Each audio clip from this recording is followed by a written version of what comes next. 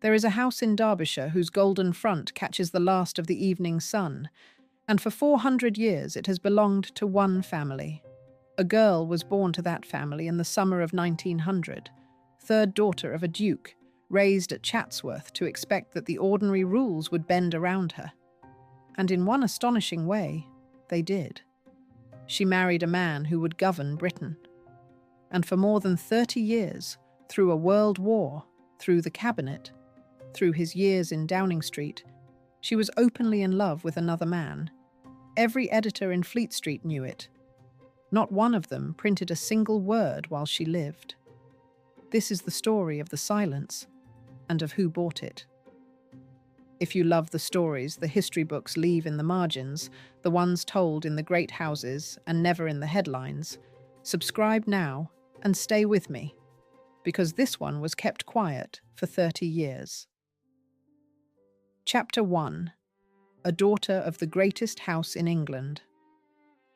To understand the silence, you must first stand in front of the house, because the house is the reason it held. Chatsworth sits on the east bank of the River Derwent in the Derbyshire Hills, a baroque palace of honey-coloured stone with a west front that catches the setting sun and throws it back in gold. It has belonged to the Cavendish family since 1549. It has stood in for the imaginary house of Mr. Darcy on screen, so that millions who have never heard the name Cavendish know the shape of it by heart. To show Chatsworth is to say, in a single image, the very highest kind of English grandeur. And it was here, into the family that owned it, that Lady Dorothy Evelyn Cavendish was born. She came into the world on the 28th of July, 1900. She was the third daughter and the fourth child of Victor Cavendish, who would soon become the 9th Duke of Devonshire, and of his wife, Lady Evelyn Petty Fitzmaurice, the daughter of a marquess who had served as Viceroy of India. For her first 8 years, she was not yet grand. Her father was only the heir to a childless uncle, and the family lived in the lesser Cavendish houses, Holker Hall in Lancashire and Lismore Castle in Ireland. Then, in the spring of 1908, the 8th Duke died. Her father succeeded, and the whole family moved into Chatsworth and the great estates that came with it. Overnight, the child became Lady Dorothy Cavendish, daughter of a duke, and she stepped into a world built on a scale that is hard to picture now. The measure of that world was land, and it ran to figures that stagger. When the 6th Duke of Devonshire had inherited the title a century before, he had come into 8 major estates and some 200,000 acres of ground across England and Ireland. He held Chatsworth and Hardwicke Hall in Derbyshire, Devonshire House and Chiswick House and Burlington House in London, Bolton Abbey and Londesborough Hall in Yorkshire, and Lismore Castle in Ireland. Chatsworth itself held a collection of paintings, sculpture and books built up across generations, including 170 pieces of ancient sculpture alone. This was a fortune measured not in coins, but in rent rolls and coal royalties and town ground rents, a fortune that renewed itself every quarter day without a single member of the family lifting a hand. Dorothy was born near the top of it. She was raised to expect a marriage inside her own order, a great house of her own to run, and a life in which the rules that bound ordinary people were, for her, a little softer. She was not, by the accounts that survive, a delicate girl. She was taught French and German, and she learned to ride and to play golf, and she grew into a woman who was happiest out of doors in old clothes with her hands in the earth. There was nothing fragile about her. She was tough, physical, blunt, and possessed of a will that those who knew her never forgot. From the age of 16, she lived with her family on the far side of the Atlantic, at Rideau Hall in Ottawa, where her father served as Governor-General of Canada from 1916 until 1921. It was a vice-regal court in miniature, with its own aids and its own ceremony, and it was there, far from Chatsworth, that the shape of her whole life was quietly decided. Because the world she had been born into was already contracting, even as she stood inside it. Three forces bore down on it together. The first was the Great Agricultural Depression, which had run since the 1870s and had cut the value and the rents of farmland across England. The second was the accumulated debt left by earlier dukes, the building and the collecting and the failed ventures of the generations before. The third, and the sharpest, was the death duty, the tax on inherited estates introduced in 1894 and climbing steadily thereafter. When the 8th Duke died in 1908, the year her father took the title, over £500,000 of duty fell due at once. To meet the charge, the family began to sell. In 1912, they sold 25 books printed by William Caxton and more than 1,000 volumes of rare plays, 4 of them Shakespeare folios and 39 of them Shakespeare quartos, to a library in California. Tens of thousands of acres of land in Somerset, Sussex and Derbyshire went in the years around the First World War. The house itself told the same story of scale. The Cavendishes had held Chatsworth since 1549, and Bess of Hardwicke had begun building the first great house on the site in 1553. The great Baroque palace Dorothy grew up in had been raised by the first Duke of Devonshire, who began rebuilding in 1687. His masons worked on for 20 years. The south and east fronts were designed by the architect William Talman and finished by 1696, and the north front was completed only in 1707, just before the first Duke died. A century later, the 6th Duke, known as the Bachelor Duke, doubled the size of the place. He added a north wing some 400 feet long, a sculpture gallery, a theatre, an orangery, and a vast new kitchen, while his head gardener Joseph Paxton built the largest glass house in the world out in the grounds. To keep a house on that scale running took an army of people. Even between the wars, in Dorothy's own girlhood, the servants who lived in at Chatsworth numbered 38 or 39, a butler and an under-butler, a groom of the chambers, 3 footmen, a housekeeper, 11 housemaids, 6 laundry maids, and more, with a daily army of workers beyond them and, in the grounds, as many as 80 gardeners in the 6th Duke's time. This was the ordinary furniture of her childhood. It was the scale against which every later choice she made would be quietly measured, and found, by the world at least, to be forgivable.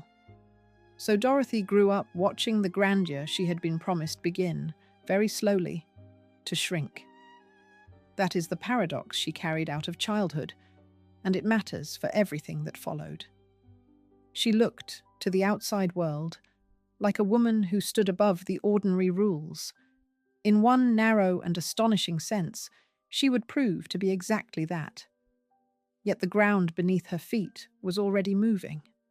The family was fighting a long retreat, selling land and treasures to hold on to the houses themselves, and the daughter raised to believe the world would bend around her would spend her life learning how much of that promise was still true, and how much had already gone.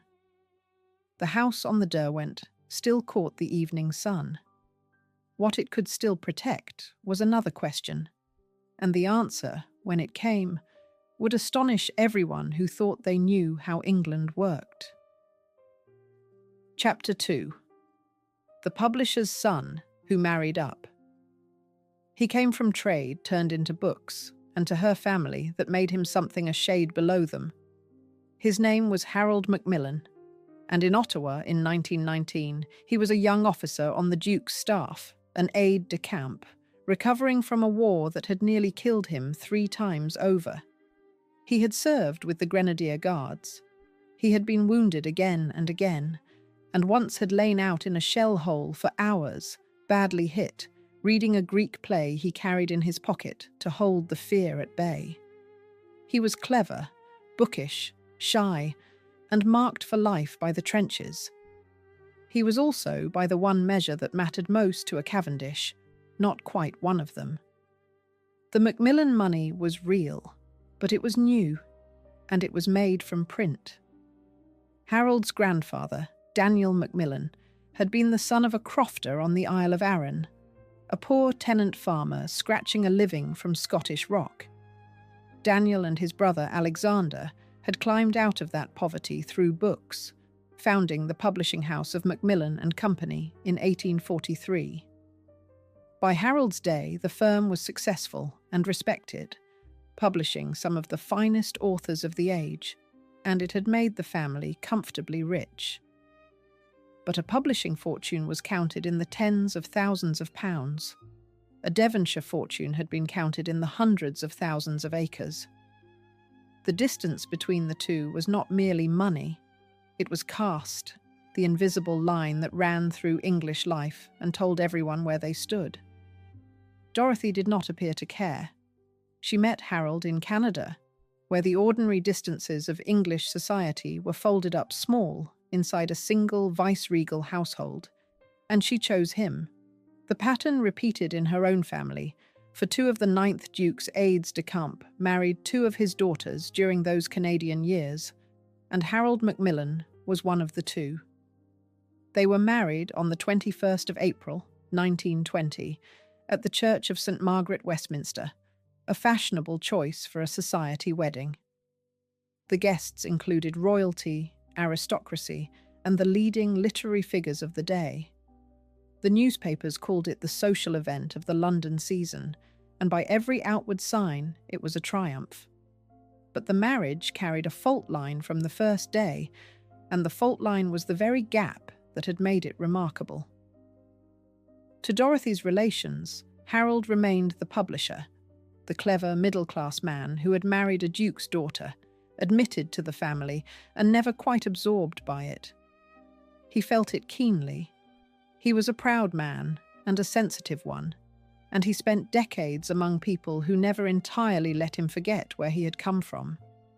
His official biographer would later record that Harold was often treated with condescension by his grand in-laws, and that in the 1930s he cut a sad and isolated figure in the great rooms of Chatsworth, a guest and an outsider in the house his own wife called home. There is a psychology at work here that the whole story turns upon, so it is worth setting the two of them side by side. Harold Macmillan had climbed, through books and through the accident of war, into a world that regarded him as a lesser thing. He wanted to belong to it, and he wanted to master it, and both of those wants would drive him for the rest of his life. Dorothy had never had to want anything of the kind. She had been born at the summit. She carried the unthinking confidence of someone who had never once doubted her place, and with it a certain carelessness about the rules, because the rules had always seemed to her to be made for other people.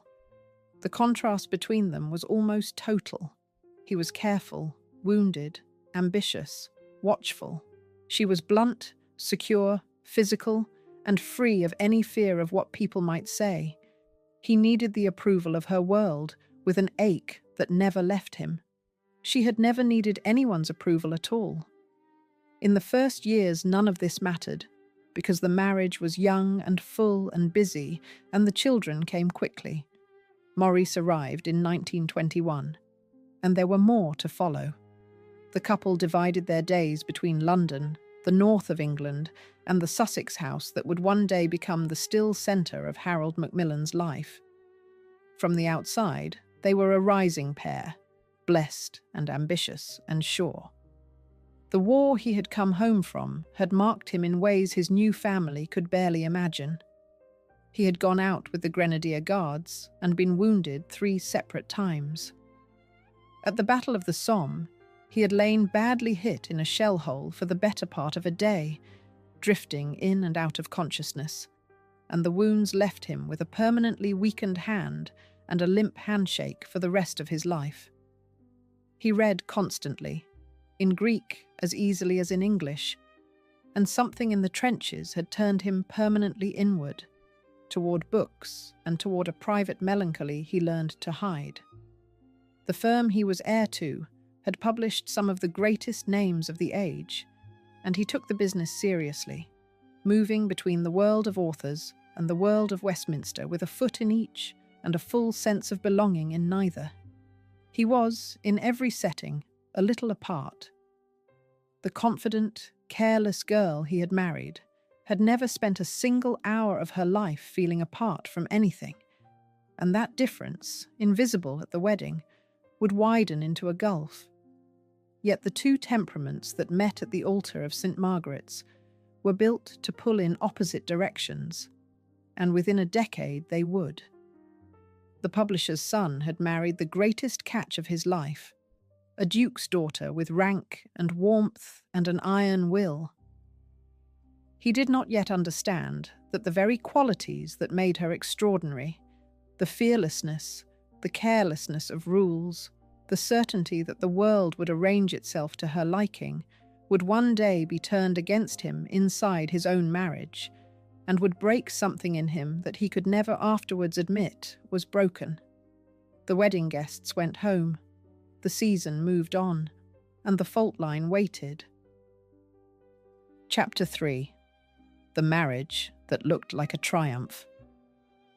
For 9 years, they were the picture of a rising political couple, and the picture was almost entirely true.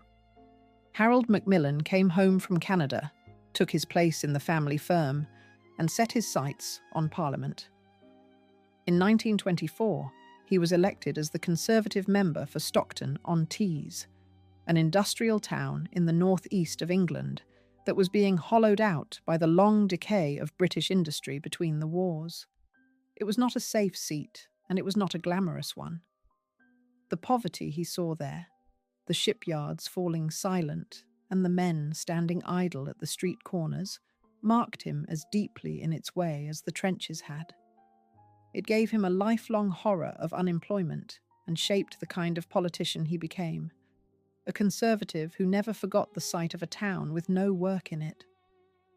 Dorothy took to the life of a political wife with a vigour that startled anyone who expected a duke's daughter to be merely ornamental.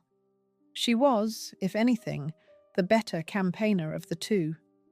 She tramped the streets of Stockton, learned the voters by name, remembered their families and their troubles, and worked the constituency with a tireless, plain-spoken warmth that won people who would never have thawed to Harold's shy formality.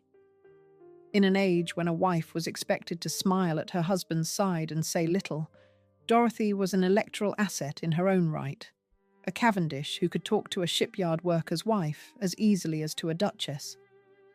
The marriage was, in the fullest public sense, a partnership, and a formidable one. The children came steadily through the first decade. Maurice, born in 1921, would grow up to be a politician and publisher like his father.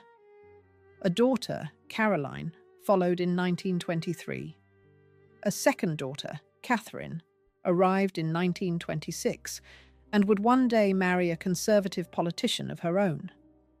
The family divided its time between a London house, the constituency in the north, and the place that would become the anchor of Harold Macmillan's whole existence, Birch Grove in Sussex. Birch Grove sat on the edge of the Ashdown Forest, and it belonged to the Macmillan side of the family. Harold's parents had bought it in 1906, a large house and just over 100 acres of land, for £13,000.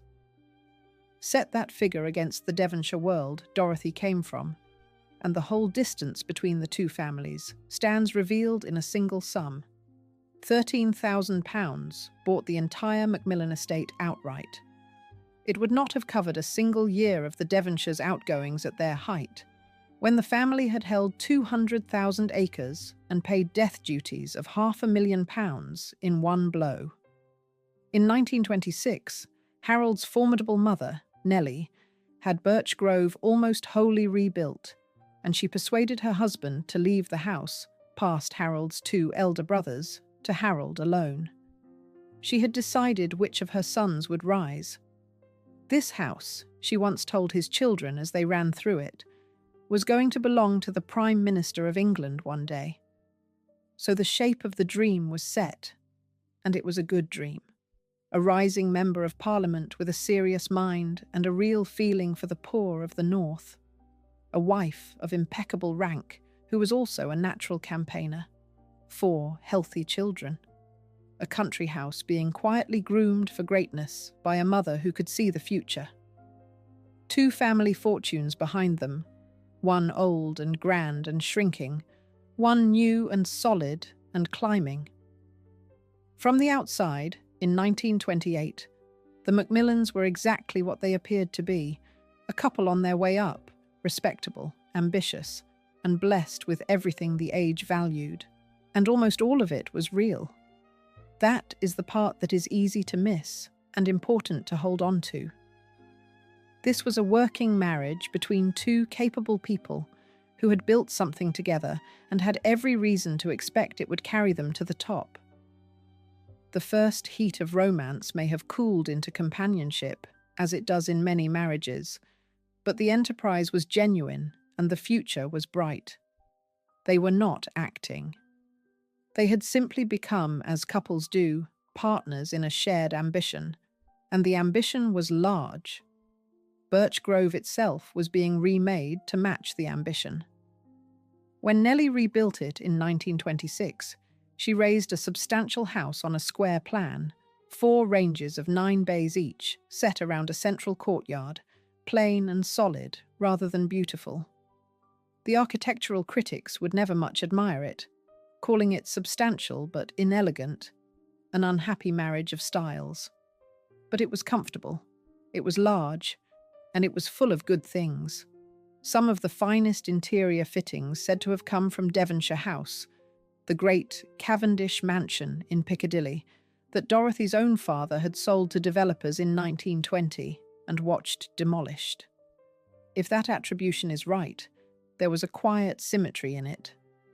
Some of the old Devonshire grandeur, broken up and sold to pay the death duties, may have ended up in fragments inside the rising house of the family that had married into the Cavendish name. The door cases and chimney pieces of a demolished palace finding a second life in a Sussex country house, being groomed for a prime minister. It was as if the 2 fortunes, the old one shrinking and the new one climbing, had begun, physically, to change places. Then, at the very end of the 1920s, into this rising and respectable life walked a man named Robert Boothby. He was a fellow Conservative Member of Parliament, a friend and colleague of Harold's, clever and charming and reckless in equal measure. Dorothy met him in the ordinary way that political couples meet other members and their circles, at dinners and weekends, and the endless social machinery of Westminster. There was nothing to mark the meeting as the hinge of anything. And yet the picture of the triumphant marriage, so nearly complete, so almost entirely true, was about to acquire a crack that would run through the rest of all their lives. The dream had reached its height, and the man who would quietly overturn it from the inside had just come through the front door, smiling, with a great deal of charm and very little to lose. Chapter 4. The Man Who Was Twice Knightly. Robert Boothby was clever, greedy for life, and reckless in every part of it that a careful man keeps hidden. He was born in Edinburgh on the 12th of February 1900, the same year as Dorothy, the only son of a comfortable Scottish family. He was educated at Eton and at Magdalen College, Oxford, where his appetite for pleasure was already the stuff of legend. His fellow undergraduates gave him a nickname borrowed from a famous London theatre because, they said, he was twice knightly. He came down from Oxford with a modest pass degree and became a partner in a firm of stockbrokers before turning to politics. In 1924, the very year Harold Macmillan entered Parliament, Boothby was elected as the Conservative member for Aberdeen and Kincardine East, the first of 2 Scottish seats that would keep him in the House of Commons for more than 30 years. He was a natural performer, quick, funny, and fearless in debate, and he rose fast. From 1926 to 1929, He served as parliamentary private secretary to Winston Churchill at the Treasury, the closest and most coveted of political apprenticeships, and for a time it seemed there was no ceiling to what he might become. Churchill valued him. Audiences loved him. On the radio and later on television, he was a gifted and popular broadcaster, one of the few politicians of his day who understood how to talk to ordinary people through a microphone. In an age of grey and cautious men, Boothby blazed.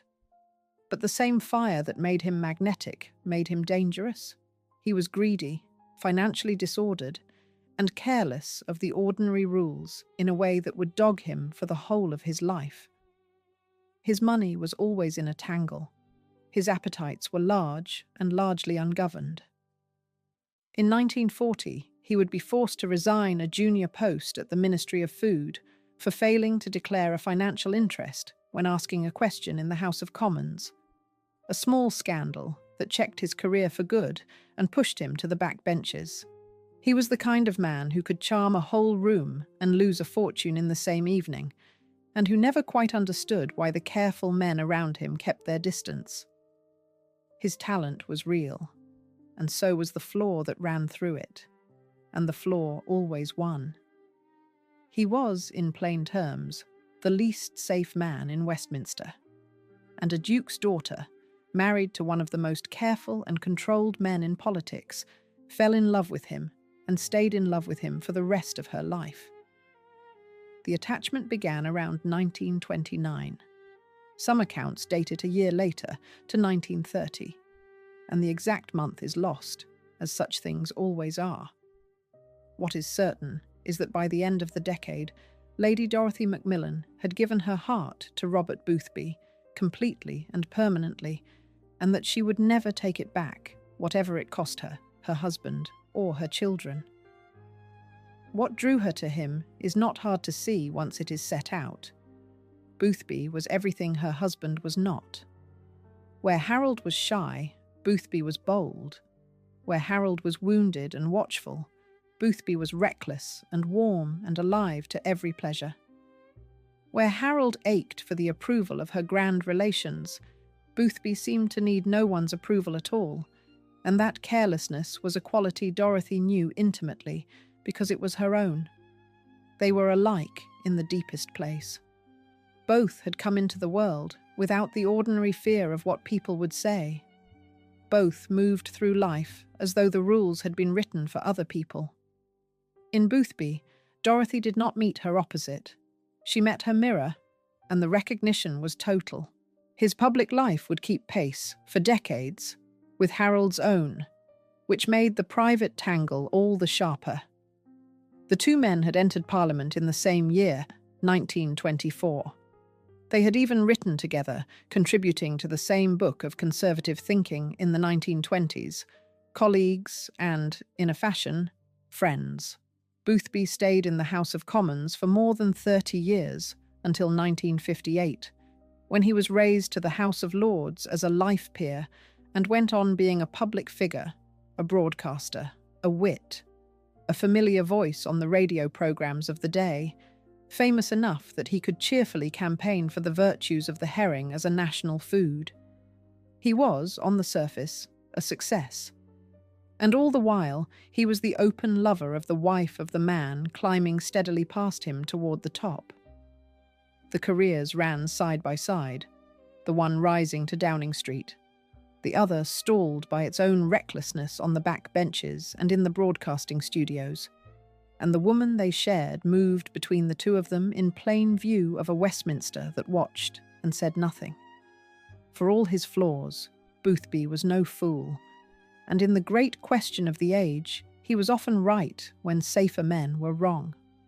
Through the 1930s, he was one of the small band of members who gathered around Churchill to warn that Germany was rearming while Britain slept. He had travelled in Germany. He had even been taken to meet Hitler in 1932 and had come away, by his own account, convinced he had seen the unmistakable glint of madness in the man's eyes. That judgment, unfashionable and unwelcome at the time, was proved right within a decade. It was the pattern of his whole career. A man clever enough to see further than his colleagues and reckless enough to throw away the credit for it. Dorothy had chosen a man the careful world underrated, and she may have loved him in part for the very qualities that kept him from ever reaching the top. There was also, quite simply, the force of the woman herself. Everyone who knew the affair agreed that Dorothy was the pursuer, the fiercer and more determined of the two. She loved with the same blunt, unstoppable will that she brought to a constituency campaign or a border of roses in the garden. Boothby, for all his boldness, was in some ways the weaker party, swept along by a passion stronger than his own. He would try more than once to break free of it, and he never managed. The Duke's daughter had decided, and when a Cavendish decided, the world was expected to rearrange itself accordingly. In this one enormous matter, astonishingly, it did, and the rearranging would go on for the next 3 decades, in plain sight of everyone who governed the country. Chapter 5. The Love That Would Not End. She did not hide it the way her world expected a woman to hide such things, and that was the scandal. An affair, in the England of the 1930s, was survivable, so long as it was conducted with the proper hypocrisy, behind drawn curtains, denied to every face, folded neatly out of sight and never spoken of above a whisper. What high society could not forgive was openness, and Dorothy Macmillan was open. Within her own wide circle, she made little secret of her love for Robert Boothby. She wanted him near her. She arranged her days around his presence. She behaved, in front of the people of her class, like a woman living a second marriage, and it offended them precisely because it refused the decent lie that everyone else agreed to tell. The affair settled, through the 1930s, into something with the weight and the permanence of a marriage. It had its own rhythms and its own understandings, its own long domestic habit, and it survived the one real attempt to end it, which is perhaps the clearest proof of its hold. In 1935, apparently deciding that his relationship with the married Dorothy was on the wane and could lead nowhere, Boothby married a young woman named Diana Cavendish. She was Dorothy's own first cousin. The choice tells its own strange story, a man trying to escape one Cavendish by marrying another. The marriage was a mistake almost from the first day. It was dissolved in 1937, after barely 2 years, and it left Boothby with a sense of guilt that stayed with him for the rest of his life. And he returned, in every way that mattered, to Dorothy. That return is the hinge of the whole affair. Boothby had tried the conventional escape, a suitable marriage and a fresh start, and it had failed because the thing he was trying to escape would not let him go.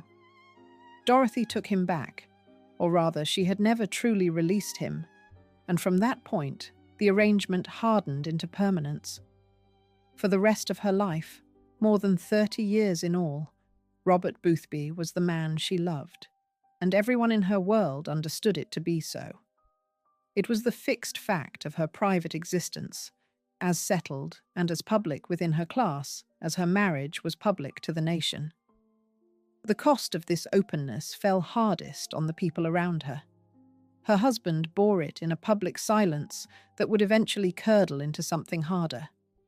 Her children grew up inside a household shaped by a truth no one would name aloud. And Boothby himself paid a price too, for a man cannot be the open lover of a colleague's wife without it being known. And it was known, and it clung to him and shadowed his career. His biographers describe a private life that was colourful and, for its time, remarkably exposed among the people who mattered, and yet it never once reached the newspapers. The affair was, in the phrase later used to describe it, a thing that everyone knew and nobody talked about, at least not anywhere it could be printed. The scale of what was being got away with becomes clear only when you set it against the ordinary fate of such things. A junior minister of the 1930s caught in an open affair with a colleague's wife would, in the normal run of events, have been finished. The whispers would have hardened into paragraphs. The paragraphs would have ended a career, perhaps two.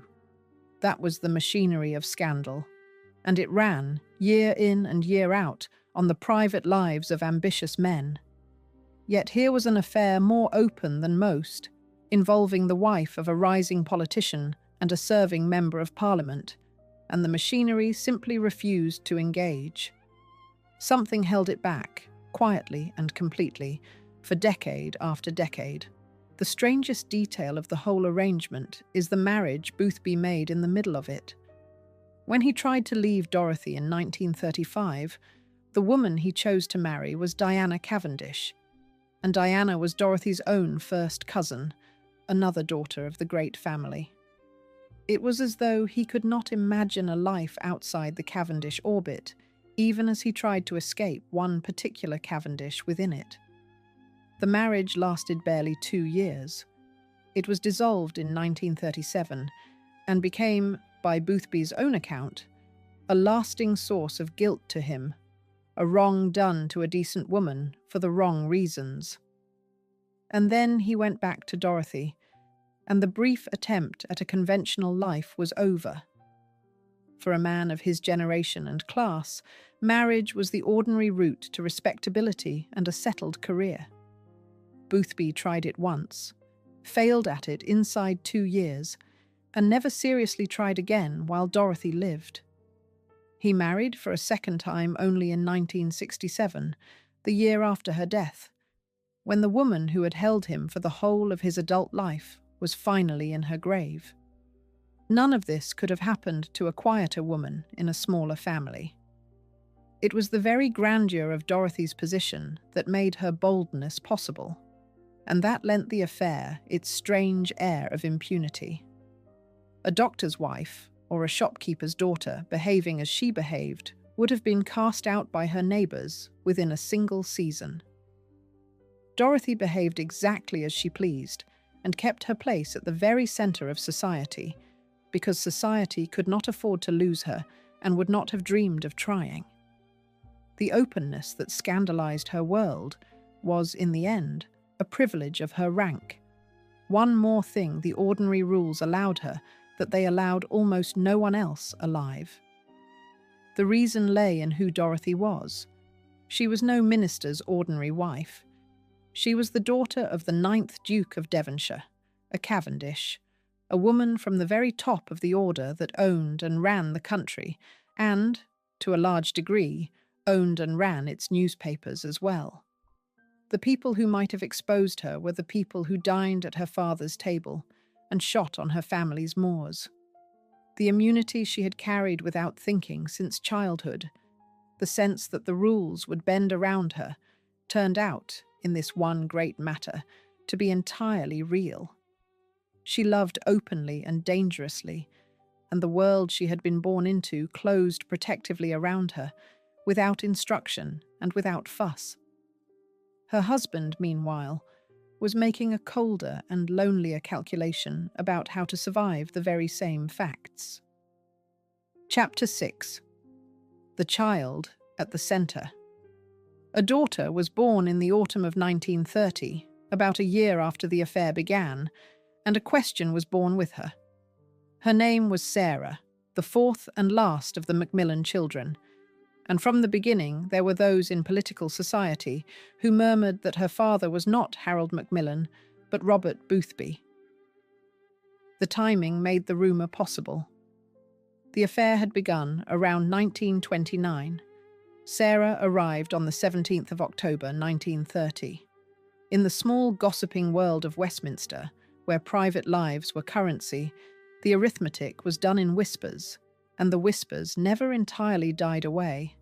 Great care is needed at this point, because this is exactly where a story like this one can do real harm. The claim that Boothby fathered Sarah Macmillan has never been proven. It circulated for decades as rumour, and rumour is all that it ever was. A serious modern biography of Harold Macmillan, published in 2010 by the historian Richard Thorpe, discounts Boothby's paternity altogether. The honest position is the plain one, that no one now can say for certain, that the record is silent where it would need to speak, and that a leading scholar of the family rejects the story outright. It belongs exactly there, as something widely reported and never established, and it should never be stated as fact by anyone who wishes to be fair to the dead. What is not in doubt is the human cost. Whatever the truth of her parentage, Sarah Macmillan grew up at the very centre of an arrangement that no adult in her life would openly name. She was a child in a house where the deepest facts went unspoken, where her mother loved a man who was not her father's equal in her affections, where her father carried a wound he could not acknowledge, and where a rumour about her own origins followed her through a world that traded in precisely such rumours. It is hard to imagine a heavier inheritance for a child, and harder still to imagine it discussed, even once, at the family table. She learned, as children in such houses do, to feel the shape of a thing that was never said. Her life was not a happy one. She married in 1953, but she was troubled, and she came to lean heavily on drink. She was unable to have children of her own, and she and her husband adopted 2 sons. She died in 1970, at the age of 40, her father outliving her by many years. Whatever else the great silence protected, it did not protect her. The arrangement that shielded the reputations of the grown people at the centre of it offered nothing at all to the child who stood in the middle, carrying the weight of an unspoken question through a short and unhappy life. She is the quiet casualty of the whole story, and she is easy to forget precisely because the silence worked so well.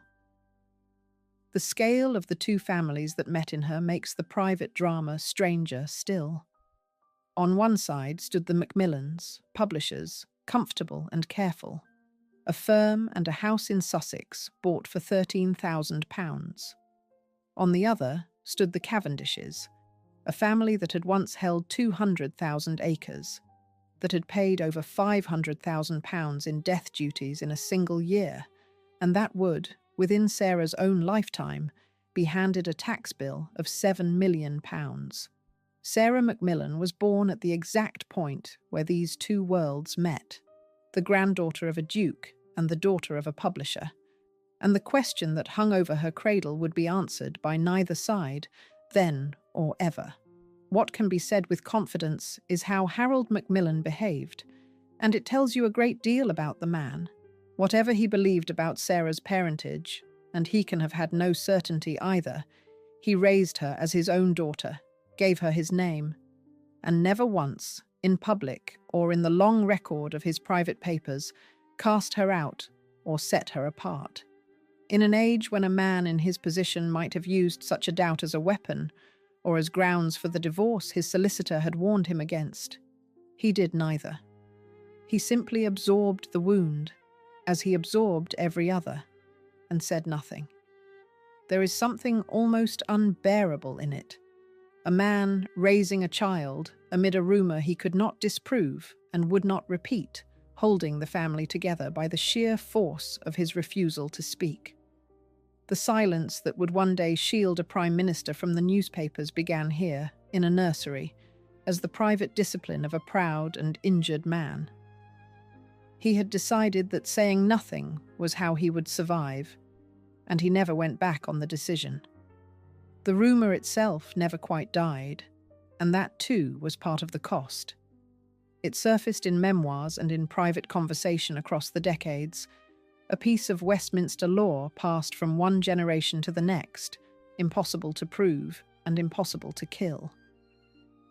The biographer who examined the record most closely concluded that Boothby was almost certainly not her father. The point, for Sarah, was that the question followed her whatever the answer, murmured behind her back in the very circles her family moved in. She lived her whole life inside a story about her own origins that she could neither confirm nor deny, and that no one around her would ever discuss with her directly. For the purposes of this story, the point is not to solve the mystery. It cannot be solved, and the very attempt to solve it is part of the cruelty done to her.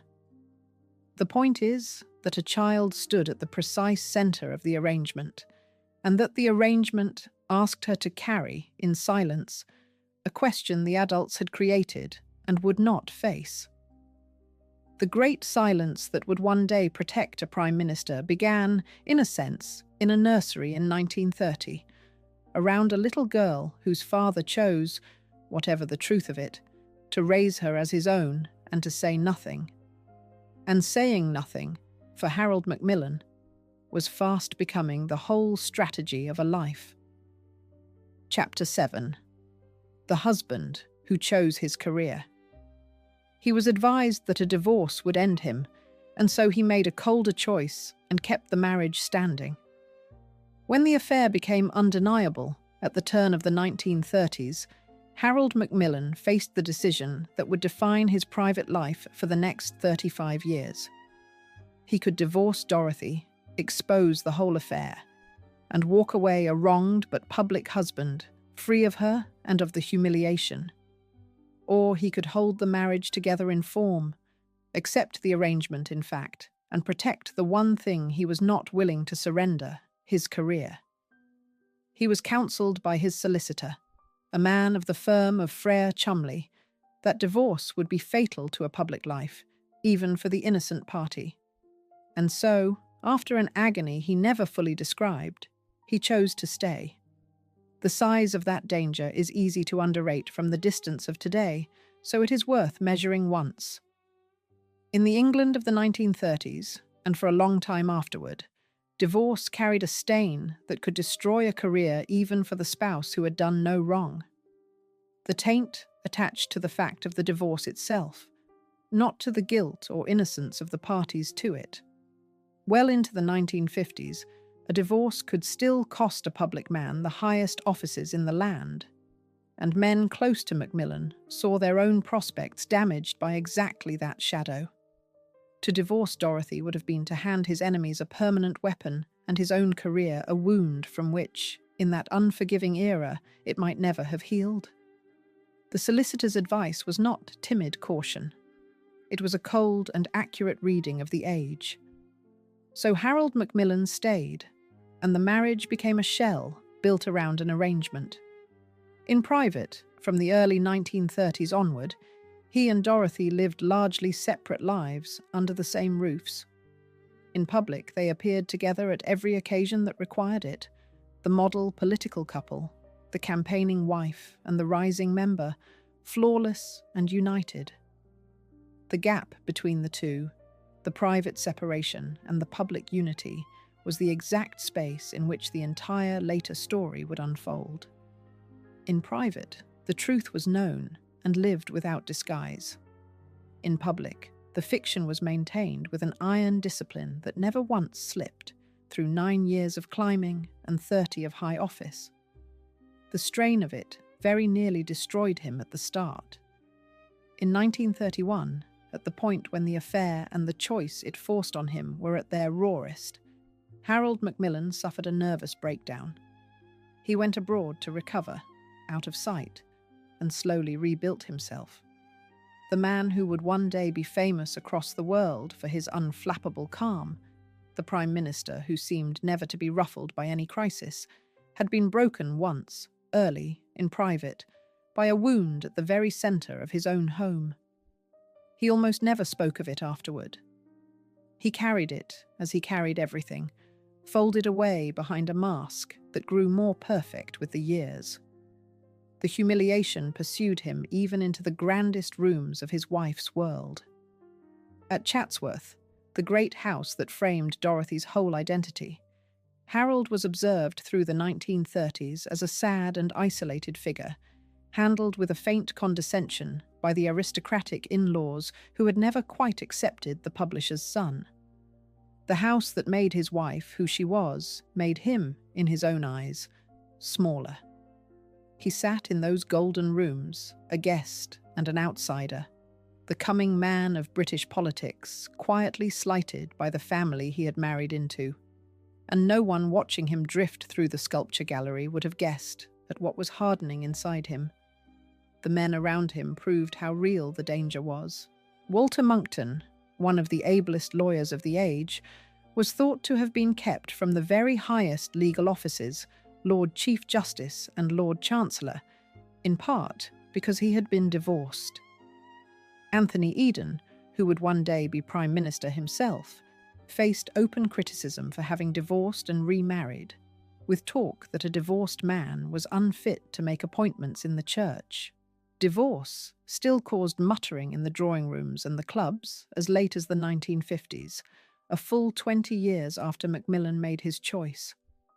So when his solicitor told him, at the start of the 1930s, that a divorce would be fatal to a public career, even for the wronged party, he was describing the plain mechanics of the world they lived in. Harold Macmillan wanted power more than he wanted release. He looked at the two paths in front of him, weighed the ruin of exposure against the private misery of endurance, and chose to endure, with his eyes fully open. It was the coldest calculation of his life, and it worked. For Dorothy, the arrangement carried no such visible cost, and that contrast is one of the quiet cruelties of the story. She had what she wanted, the position and the marriage on one side, the man she loved on the other, and she carried it with the unbothered confidence of someone who had never been taught to expect punishment. Harold carried the whole weight of the deception alone in his own chest, behind the mask. He had made the colder choice, to stay and to say nothing, and the price of that choice was paid in a private misery he never once allowed the public to glimpse. The marriage that looked, from the outside, like an ordinary and rather grand political partnership, was in truth a long act of endurance by one of the two people living inside it. Because something was hardening, and this is the strange turn at the heart of Harold Macmillan's story. The humiliation did not finish him, it changed him. The wounded, sensitive man learned to bury the wound so deep that nothing could reach it, and in the burying he became harder, cooler, and more ruthless than the rivals who had never been broken at all. The pain that might have ended him became, over the long run, part of what made him formidable. By the end of the 1930s, the arrangement was permanent and known. The marriage, a fixed and public form around a private truth, and the man at the centre of it was quietly becoming someone his enemies would badly underestimate for years. The silence was set. What remained to be seen was how far it could carry them all, and how many hands, across how many years, would help to hold it in place. Chapter 8. Everyone knew, nobody printed. This is the part that seems impossible now, that a secret held by hundreds could be kept from millions for 30 years. The affair between Lady Dorothy Macmillan and Robert Boothby was not, in any real sense, a secret at all. It was known to politicians on both sides of the House of Commons. It was known to civil servants and to the private secretaries who ran the daily machinery of government. It was known to newspaper editors and to the lobby correspondents who lived among the politicians and traded in exactly this kind of knowledge for a living. It was known, by later report, inside the royal household itself. And still, for the whole of Dorothy's life, not one word of it reached the British public. Everyone knew, and no one printed it. How that silence held is the true subject of this story, because it reveals something about how Britain was governed that is easy to forget now. The silence did not rest on secrecy, it rested on agreement. A whole class of people who could have told the story chose, together and for decade after decade, not to tell it. The affair was safe precisely because it was known to the very people it would have embarrassed, and every one of them had a reason to keep it quiet. The knowledge was the protection. That is the strange machine at the centre of it all. Several forces worked together to make the machine run. The first was the law. Libel in Britain was, and remains, weighted heavily toward the person written about. An editor needed far more than knowledge to print a story like this one. He needed proof he could defend in a courtroom, and proof of a private affair, letters, testimony, hard documentary evidence, was almost impossible to come by. The second force was class.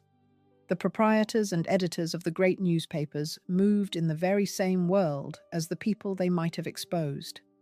They dined at the same tables, shot on the same estates, married into the same families, and shared, without ever needing to say it, a settled instinct about what was and was not fair game. The third force was a genuine conviction, held right across the governing order, that the private lives of public people were a private matter unless they touched the public money or the safety of the realm. This affair touched neither, and so it was left alone. There is a striking piece of testimony about how completely the press understood what it was choosing not to say. After the death of Queen Elizabeth, the Queen Mother, the diarist Woodrow Wyatt claimed that she had once told him of Boothby that the press had known all about it, and that she had called Boothby a bounder, but not a cad. Wyatt's reliability as a witness has been questioned, and the remark must be treated strictly as his account, and not as established fact. But it points, from inside the palace itself, at the same truth that Boothby's own biographers record plainly, that he led a colourful private life which stayed out of the papers mainly because the press refused to print what it knew, or was prevented from doing so. The affair passed, in time, into a later and franker age as a kind of legend of that vanished discretion. Writing in 1994, the journalist Angela Lambert framed it in almost exactly those terms, an affair that had lasted 30 years, in which everyone knew and nobody talked, offered up as a measure of how completely the rules had since changed. That framing is the heart of it. The knowledge was everywhere. The printing was nowhere. And the gap between the two was held open, year after patient year, by the shared interest of every single person who stood inside it. The same protective quiet covered Boothby's other secrets, which is part of why his came so close, in the end, to breaking hers. He had a private life that ranged far beyond Dorothy, and the newspapers of the day knew a good deal of it and printed almost none. A friendly proprietor would spike a damaging story rather than run it. A word in the right club would slow an inquiry to a halt. The men who ran Fleet Street were not neutral observers of the governing class. They were members of it, and they policed its reputation as their own. When a story touched a duke's daughter, a serving member of Parliament, and the wife of a rising minister all at once, the instinct to protect ran three ways at the same time, and the story died before it was ever written. Money sometimes changed hands, as it would in Boothby's case years later, but the deeper force at work was quieter than money and stronger, a shared understanding of who was to be shielded, so settled that it never had to be spoken aloud and never had to be organised by anyone. There is a reason the silence feels so foreign now, and it lies in how completely the relationship between power and the press has changed. In Dorothy's day, the two worlds overlapped almost entirely. The editor and the minister had often been at school together, belonged to the same clubs, married into the same families, and understood without a word where the lines of decency lay.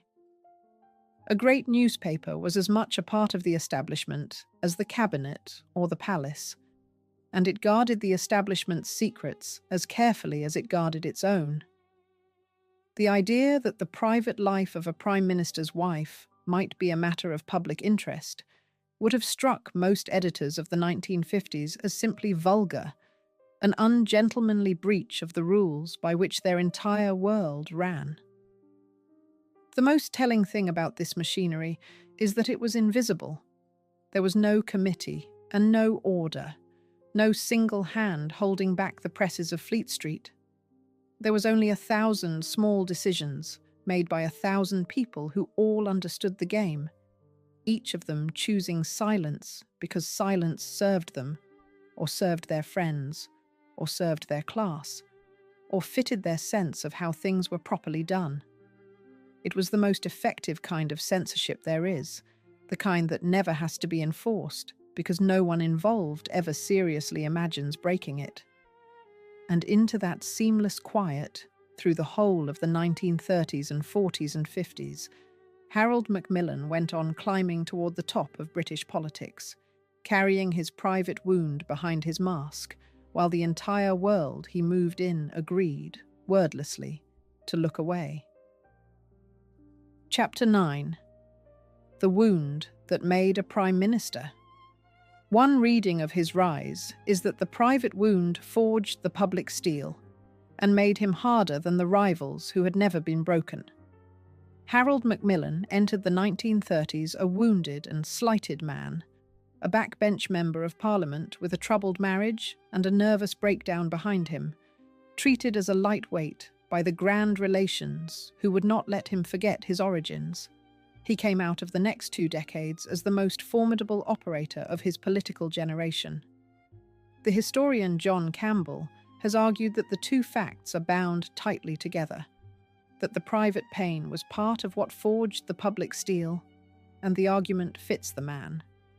Through the 1930s, Macmillan was a restless and rebellious figure, often at odds with his own party, a man whose behaviour puzzled his colleagues and irritated the whips. He championed unfashionable causes. He worried away at economic questions that others preferred to ignore, calling for planning and public works when his party wanted nothing of the kind. He refused to settle into the comfortable obedience expected of a young member on the make. Some of that restlessness, Campbell suggests, came straight from the wound at home. A man already humiliated in his private life had little left to lose in his public one, and so he took risks that more contented men would never have dreamed of taking. The Second World War made him. Sent out to North Africa as the government's minister on the spot, he found in the sweep of high wartime diplomacy a stage at last large enough for his talents, and he handled it brilliantly. He dealt with generals and presidents and difficult allies. He learned the cool, unreadable style that would become his lifelong trademark, the trick of treating a catastrophe and a garden party with the same unhurried ease. The shy, broken man of 1931 was gone, buried so deep that no one could find him. In his place stood a politician of enormous self-control, witty, calm, and quietly ruthless, who had discovered that the mask he wore at home worked just as well in a war. After the war, his climb was steady and then swift. He served as Minister of Housing, where he made his name by delivering, against the doubters, the vast number of new homes the country desperately needed. He served briefly as Foreign Secretary, and then as Chancellor of the Exchequer, the second most powerful office in the government, holding the nation's purse strings.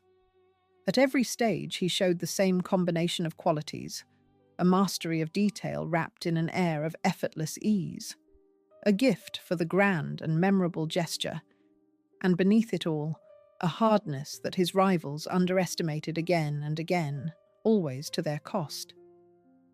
The scale of the transformation is worth measuring because it is the strangest thing about him. Here was a man who had suffered a breakdown in 1931, who had been slighted for 2 decades as the publisher who had married a duke's daughter, who carried at the centre of his own home a wound he could never once speak aloud. And that same man rose, office by office, to stand within a hand's reach of the highest position in the land. The mask he had first put on merely to survive his marriage had become the instrument of his whole career. The control he had learned in private, the discipline of feeling everything and showing nothing, turned out to be the exact skill that high politics rewards above every other. His record in office earned the climb. As Minister of Housing after the war, he had promised to build 300,000 houses a year, a figure his own civil servants thought impossible. And he had driven the programme through and delivered it, making his reputation as a man who got difficult things done. As Chancellor of the Exchequer, he held the nation's finances at a moment of recovery and rising wages.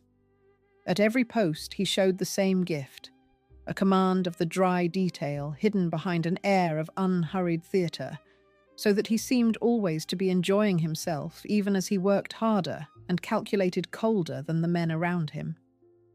He had learned, in the long years of his marriage, to carry a great weight while showing an untroubled face, and that exact skill, the mask over the wound, was now the thing that carried him upward. His rivals kept mistaking the ease for softness. It was one of the most expensive mistakes in British political life, and they made it again and again.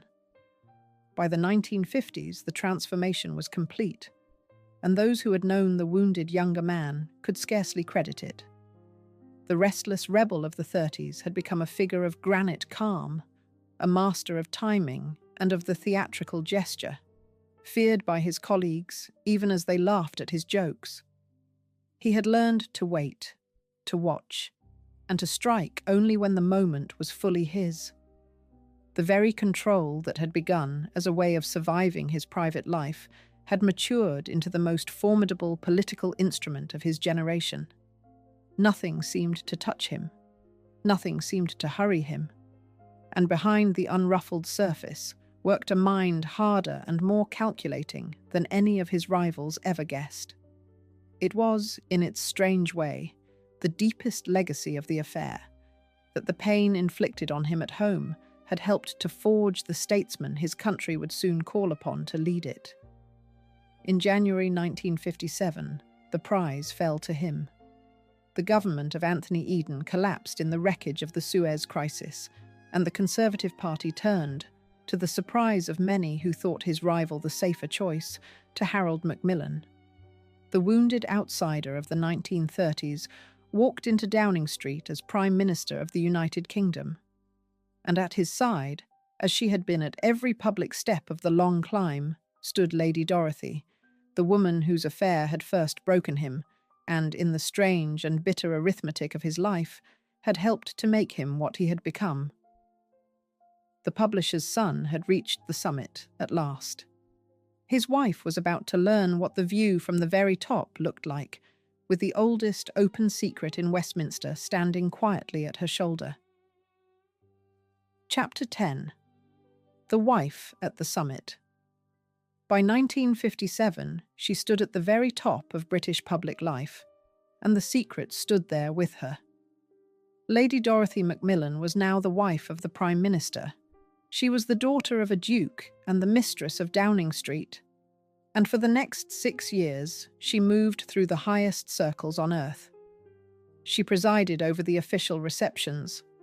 She stood at her husband's side at the great occasions of state.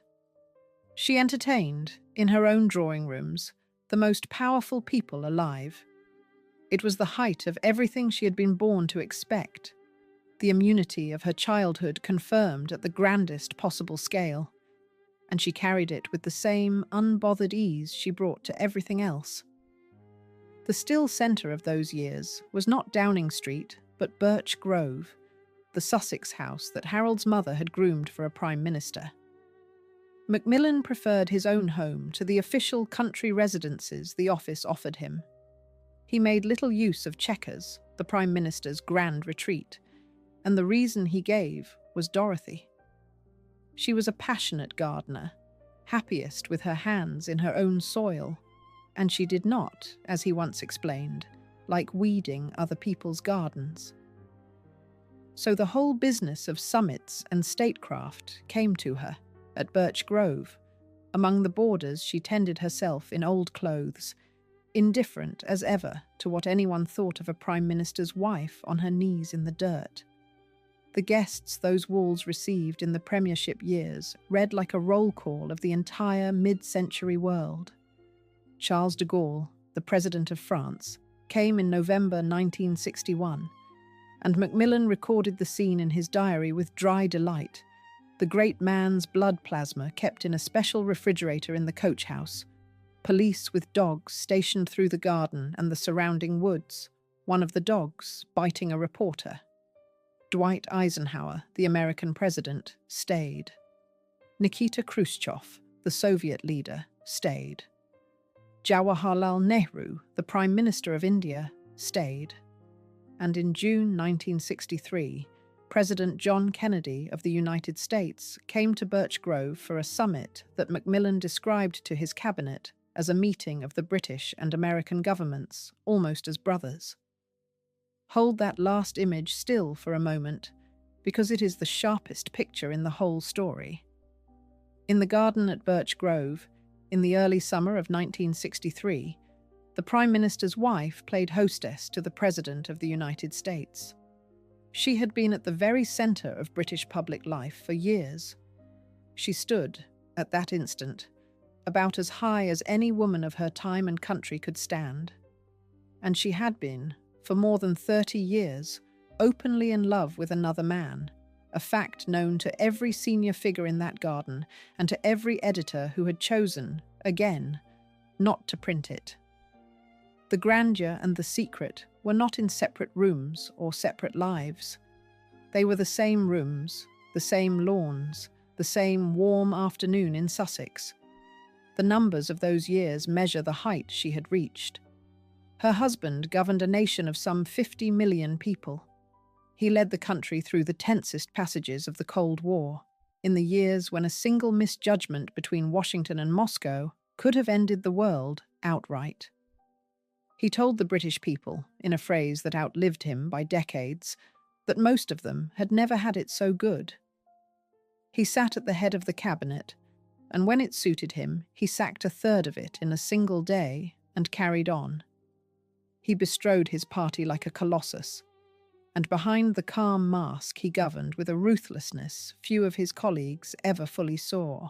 And through the whole of it, the wife beside him carried the oldest open secret in Westminster, protected by the same silent machinery that had shielded her since before he was anything at all. The hardness behind the mask showed itself in those premiership years as clearly as it ever had. In July 1962, faced with a slump in his popularity, Macmillan sacked 7 of his cabinet ministers in a single day, a third of the whole, in a purge that his critics christened with grim admiration, and that showed how little sentiment lay beneath the genial surface. A year later, the Profumo scandal broke over his government, a tangle of sex and security involving one of his own ministers, and it wounded him badly, an old man from a discreet world, suddenly exposed to a new and hungrier press. There was a bitter irony in it that few could have appreciated. The Prime Minister, brought low by a public sex scandal in 1963, had kept a far more remarkable one, inside his own marriage, entirely out of the papers for more than 30 years. The rules were already beginning to change. The deference that had shielded his household for a lifetime was starting, at the very end of his career, to give way, and the world that had protected Dorothy was passing, even as she stood at its summit. The photographs of those years show her exactly as she wished to be seen, plainly dressed, composed, a little severe, standing beside her husband at the door of number 10. The other half of the life she had built ran quietly alongside the public one, in full view of everyone who mattered and unseen by everyone who did not, and no newspaper would ever print a single line of it. She moved between the two halves with the same steady competence, the hostess of presidents by day and the lover of Robert Boothby for 30 years, and the world she lived in held both truths at once without a flicker. There is a temptation to read Dorothy in these years as a victim of it all, a woman trapped in a loveless marriage of state and endured for the sake of appearances. The record gives no support to that reading. She was no one's victim. She had chosen Boothby, and she had kept him for 30 years. She had chosen to stay married, and she played the part of the Prime Minister's wife with total competence and not a trace of martyrdom. She had arranged her life exactly as she wished it. The husband and the high position on one side, the lover she would not give up on the other, and the world had rearranged itself to allow both at once. The girl raised at Chatsworth to believe the rules would bend around her had lived to see them bend at the very summit of the state. And yet the machinery that made this possible had never truly been put under strain. That test was coming, was... Chapter 11. When the machine was tested.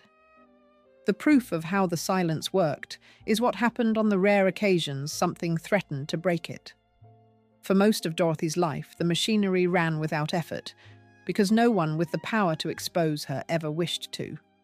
But there were moments when the protective instinct of the establishment was pushed harder than usual, and in those moments the true reach of the silence becomes visible, and more than a little chilling. The strangest of them concerns the death of Dorothy's own brother. Edward Cavendish, the 10th Duke of Devonshire, died in November 1950. He died in the presence of a doctor named John Bodkin Adams, who would later stand trial for the murder of a patient, and who was long suspected, though never convicted, of hastening the deaths of others in his care. No investigation was made into the Duke's death. It has been argued, notably by the writer Pamela Cullen, that the authorities were reluctant to draw press attention to the Devonshire family at a moment when the wife of a senior politician was conducting a well-known affair. This is an interpretation, and not a proven fact, and it must be held strictly as such. But the very fact that serious writers have advanced it at all shows the logic that everyone of the time understood without being told. The instinct of the establishment, when the Cavendish name was in the room, was to look the other way. The clearest test of all came from Boothby's own recklessness. In his later years, his private life grew wilder and more dangerous, and in the early 1960s, it brushed against the criminal underworld of London in ways that finally threatened to reach print. In 1964, a newspaper prepared to expose his association with that world. Boothby denied the story and threatened to sue. He was paid a large settlement, some £40,000, to make the whole matter disappear, and the editor who had pursued it lost his job. This is a separate and much darker chapter of Boothby's life, and it belongs here only as evidence of a single point, that the silence around these people was not passive habit. When it was pushed, it could be actively enforced, with money and with the threat of the courts. Set those two episodes beside each other, and the shape of the thing stands clear. A duke could die in circumstances that would ordinarily invite questions, and no questions were asked, because asking might disturb the family. A newspaper could hold a true story about a public man, and be paid to bury it, because printing might disturb the order. The silence that protected Lady Dorothy Macmillan's affair was one small part of a much wider silence that protected the whole class she belonged to, a reflex of self-protection so deep that it worked without instruction, closing quietly over anything that threatened to expose the people at the top of English life. What makes this so revealing is that it was never a conspiracy in the ordinary meaning of the word. No one sat in a room and agreed to protect the Cavendishes or the Macmillans. There was no plot, no organisation, no secret hand pulling the strings. There was only a shared understanding, running through the law, the press, the political class, and the palace alike, that certain people and certain families were simply not to be exposed, whatever was known about them. It was the immunity of rank, working exactly as it had always worked, quietly, automatically, and with enormous and patient force. What makes the pattern unmistakable is that it crossed party lines. When Boothby's dangerous associations threatened to surface in the 1960s, the reluctance to publish came from figures on both sides of politics, each with its own reasons to prefer the quiet. A close friend of his on the opposing benches shared some of the same exposure, and so neither the government nor its opponents had any appetite for a scandal that might spread in unpredictable directions. The silence, in other words, ran far deeper than party. It was the reflex of an entire governing class, of every side and none, closing ranks around its own. That is what made it so nearly total, and so very nearly unbreakable for so long. The cost of that kind of silence is easy to miss, because it falls on things that never happen. Stories that are never printed leave no trace behind them. Questions that are never asked close over without a ripple. When the newspaper that had pursued Boothby was paid off and its editor dismissed, the lesson travelled fast through Fleet Street. Other papers grew warier still of the subjects the settlement had touched, and the criminal world Boothby had brushed against carried on with its business, less examined, for years afterward. That is how the machine did its deepest work.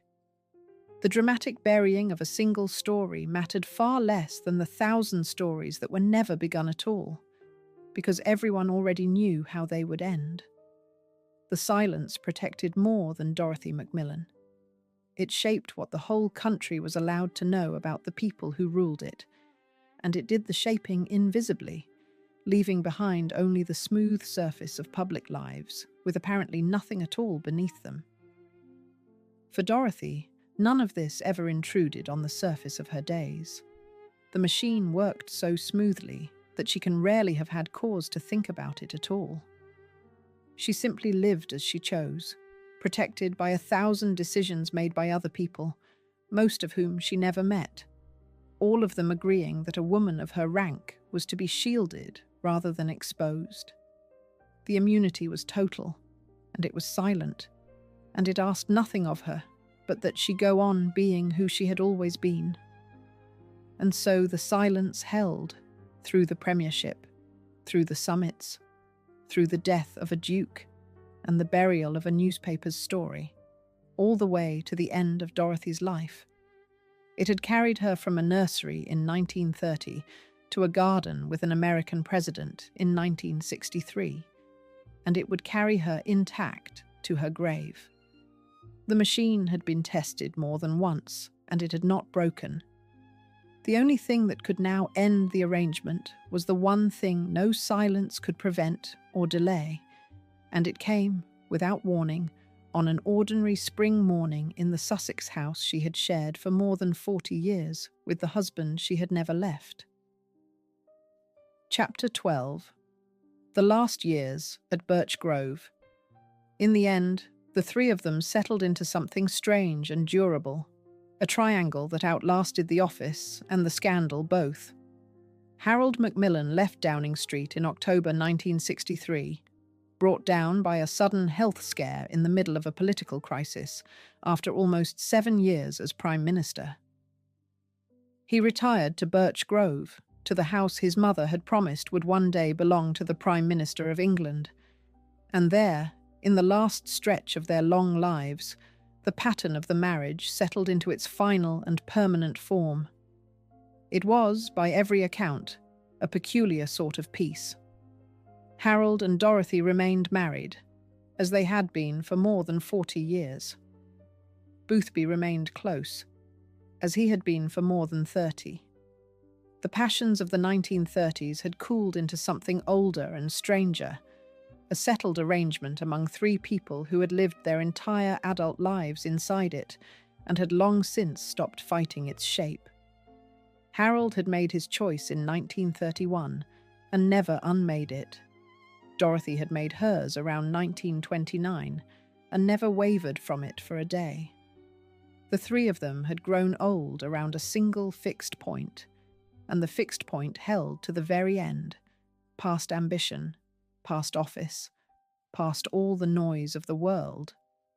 Dorothy in these last years was most herself in the garden. She had never cared for the trappings of grandeur, for all that she had been born to the greatest of them. She cared for her borders and her soil, for the plain, hard work of growing things, and she went about Birch Grove in old clothes, with the unhurried confidence of a woman entirely at home in her own life. There was a strange completeness to it. The girl from Chatsworth, who had grown up among the most famous gardens in England, tended by an army of 80 gardeners in the 6th Duke's day, ended her life on her knees in her own patch of Sussex soil, indifferent to the world's opinion of a former Prime Minister's wife with earth under her nails, exactly as she had been indifferent to it her whole life long. She died on the 21st of May, 1966, though a few accounts give the following day. It was sudden. She suffered a heart attack in the hall of Birch Grove and was gone, at the age of 65, in the house she had shared with Harold and near the man she had loved for most of her life. Her husband, out of office for less than 3 years, was there. So, in the years around her death, was Boothby, faithful in his own fashion to the end. She was buried in the churchyard at Horsted Canes in Sussex, in the family plot where Harold would one day be laid beside her, the two of them together at the last, as they had been together in public for the whole of their improbable marriage. And here, the silence performed its final service. The obituaries that marked her death recorded a devoted political wife, a duke's daughter, a tireless worker in her husband's northern constituency, a great and knowledgeable gardener. They said nothing of Robert Boothby. They said nothing of the 30 years. The convention that had held through the premiership and the summits held now passed the grave itself, and the public that read of Lady Dorothy Macmillan's death in 1966 learned only the half of her life that had always been permitted to them. Everyone knew, and no one printed it, even then. The peace of those last years was real, though it was never warm, and the household around the aging couple had its own quiet frictions. Dorothy's relations with her son, Maurice's wife, were cool, and she was known to instruct visitors to Birch Grove to lock and bolt the doors behind them, joking, and half meaning it, that otherwise her daughter-in-law would come and carry off the furniture. Harold's own relationship with Maurice, his only son, was distant and difficult to the end. The grand political life had not made an easy family, and yet at the centre of it, the old triangle held its shape. Harold and Dorothy under one roof, Boothby never far away, 3 people bound together by decades of a habit grown too deep to break. They had built their whole lives around a single unspoken fact, and by the end, the fact had simply become the furniture of their world, as fixed and as unremarkable to the 3 of them as the walls of the house itself. Harold Macmillan lived another 20 years. He never remarried, and he rarely spoke of his wife's affair to anyone at all. In old age, he became a revered elder statesman, ennobled at last as the Earl of Stockton, brought out to deliver grave and witty judgments on the state of a nation that had largely forgotten how hard and how wounded a man he had once been. He died at Birch Grove on the 29th of December 1986 at the age of 92, and was buried beside Dorothy at Horsted Canes. Boothby had died a few months earlier, in the summer of that same year. Within a single year, the 3 principals of the story were all gone, and the secret they had kept together for so long might have gone into the ground with them, had the world outside not finally begun, at last, to change. Chapter 13. The houses that outlived them. The house that raised her survived, but only because her family surrendered almost everything else to keep it. Chatsworth still stands on the east bank of the Derwent, magnificent and whole, one of the greatest treasure houses in Europe, still the seat of the Devonshires, still, remarkably, in the family after all these centuries. But the survival was bought at a terrible price, and the price fell due in Dorothy's own lifetime, on the death of the very brother whose passing no one had troubled to investigate. When Edward Cavendish, the 10th Duke, died in 1950, He died a few weeks before a transfer of his assets to his son would have escaped the tax. Death duty was charged instead at 80%. The bill came to £7 million, a sum equivalent to more than £200 million in today's money. Some of the family's own advisors thought the situation hopeless and proposed simply handing Chatsworth to the nation and being done with it. Instead, the family fought to keep it, and the fight cost almost everything else. They sold tens of thousands of acres of land. They handed over Hardwicke Hall, one of the greatest Elizabethan houses in all of England, to the National Trust in place of tax. They sold major works of art from the collection. In Derbyshire, the family kept 35,000 acres out of 83,000, and it took 17 years of hard negotiation to settle the account with the tacksman. Chatsworth survived, but it survived as the visible proof of how nearly the whole Cavendish world had been swept away. Today, the house is owned by a charitable trust created in 1981 to hold it for the benefit of the public. It is open to visitors who come in their hundreds of thousands every year, and they walk through the state apartments and the sculpture gallery and the gardens that Dorothy knew as a child, most of them with no idea that the woman at the centre of this story was born to the family that owns the place. The golden west front still catches the evening sun, exactly as it did when a duke's daughter grew up beneath it, believing the ordinary rules would bend around her. The house kept its beauty, the family kept its home, and almost no one who visits knows the price that was paid, or the secret that one of its daughters carried out into the world.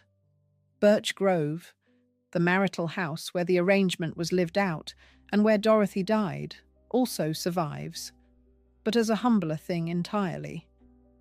The architectural guides are frankly unimpressed by it, calling it substantial but inelegant, listed for its history rather than for any beauty of its own. It passed out of the family in 1989, sold by Macmillan's grandson, and it changed hands more than once before being bought in 2011 for £25 million by a private owner. It is not open to the public. The house that was groomed for a prime minister, and that held the deepest secret of a prime minister's marriage, is now simply a rich man's home, standing quiet in its Sussex woods. There is one more grave worth pausing beside.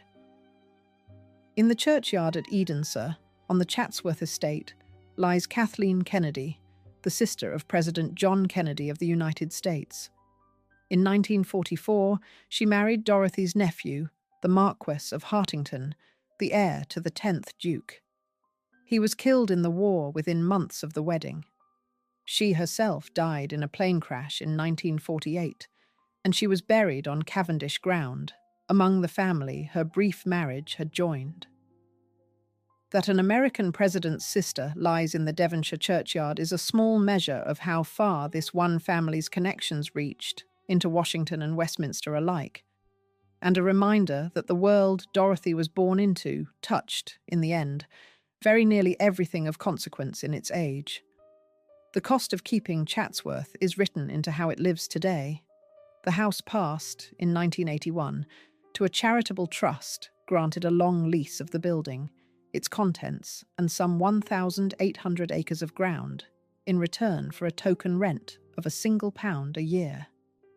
It costs several £1 million a year merely to keep the doors open and the roof sound. Between 2004 and 2018, the family and the trust spent £32 million on one programme of restoration, the most extensive work on the house in 200 years. The grandeur that Dorothy was born to is now, in plain terms, a business, sustained by the hundreds of thousands of visitors who file through its rooms each year, by the shops and the farm and the car parks, by every device a great family could bring to bear on the problem of holding a palace it could no longer simply afford. The house survived.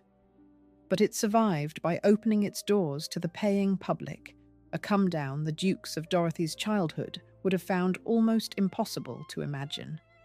The deepest thing that survives, though, is not a house or a grave or a name carved in a churchyard. It is the change in the rules. The affair that was kept out of every British newspaper for 30 years is now told openly in biographies and documentaries and drama, discussed without a flicker of the old discretion.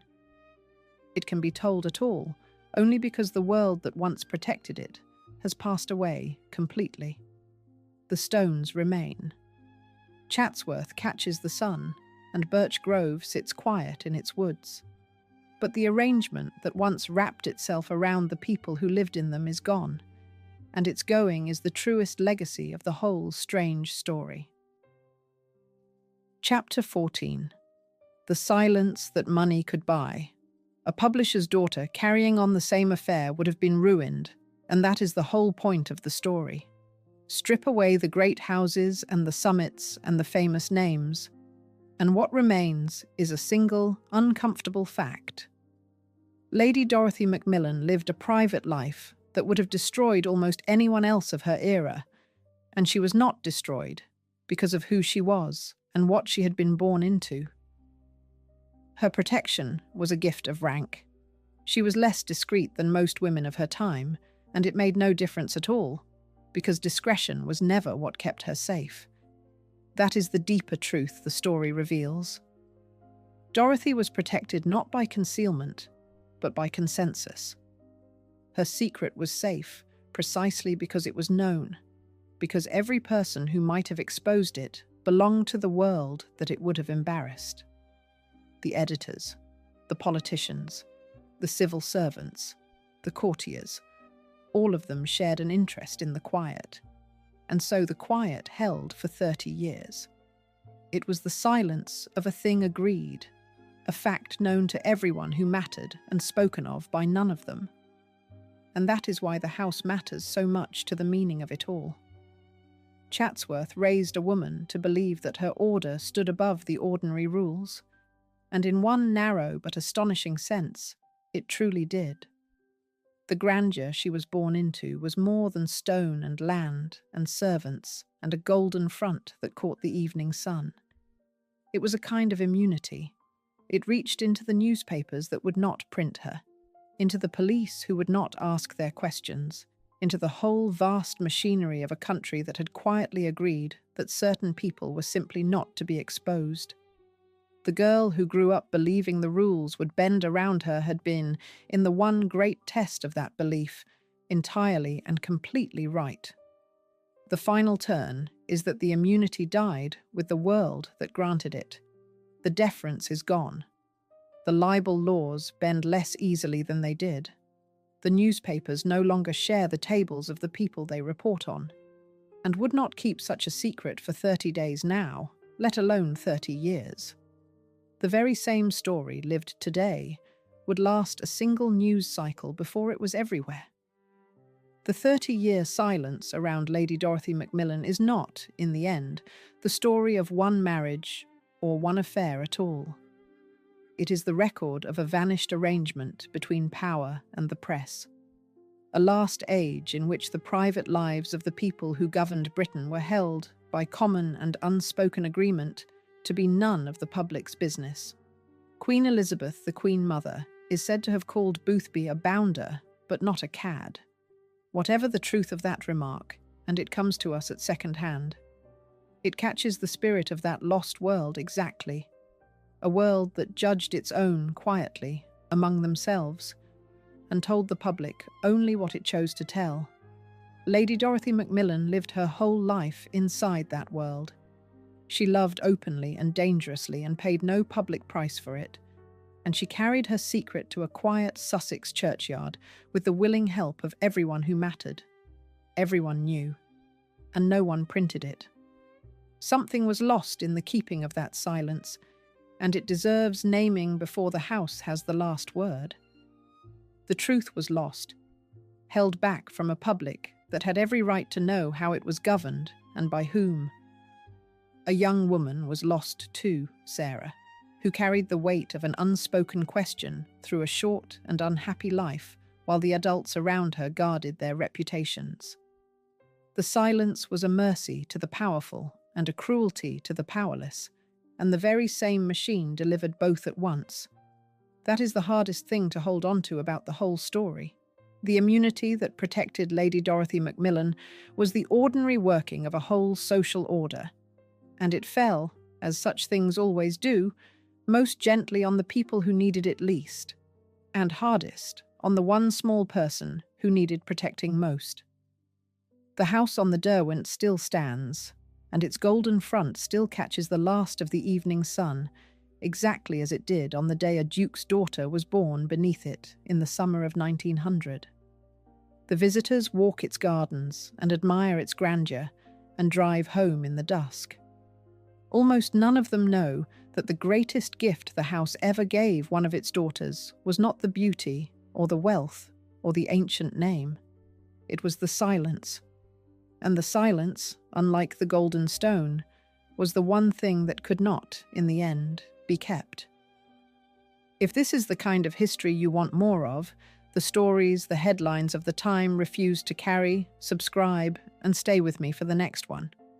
And tell me below what you make of this one. Was Lady Dorothy protected because she was discreet, or only because she was a duke's daughter married to a prime minister? And would the same silence hold for anyone at all today? I read every reply, and I would truly like to know where you stand.